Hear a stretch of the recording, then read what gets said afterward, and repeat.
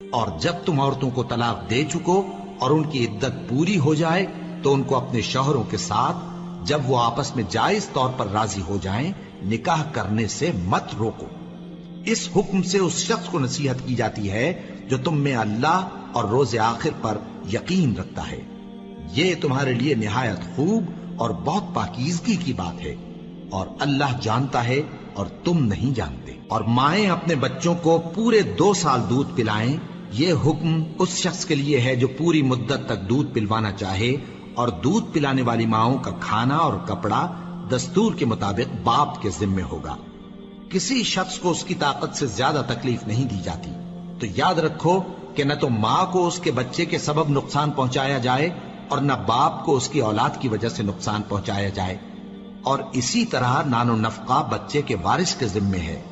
اور اگر دونوں یعنی ماں باپ آپس کی رضامندی اور صلاح سے بچے کا دودھ چھڑانا چاہیں تو ان پر کچھ گناہ نہیں، اور اگر تم اپنی اولاد کو دودھ پلوانا چاہو تو تم پر کچھ گناہ نہیں، بشرطے کہ تم دودھ پلانے والیوں کو دستور کے مطابق ان کا حق جو تم نے دینا کیا تھا دے دو۔ اور اللہ سے ڈرتے رہو اور جان رکھو کہ جو کچھ تم کرتے ہو اللہ اس کو دیکھ رہا ہے۔ اور جو لوگ تم میں سے مر جائیں اور عورتیں چھوڑ جائیں تو وہ عورتیں 4 مہینے اور 10 دن اپنے آپ کو روکے رہیں،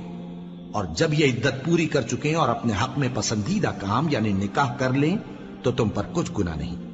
اور اللہ تمہارے سب کاموں سے واقف ہے۔ اگر تم اشارے کنائے میں عورتوں کو نکاح کا پیغام بھیجو یا نکاح کی خواہش کو اپنے دلوں میں مخفی رکھو تو تم پر کچھ گناہ نہیں۔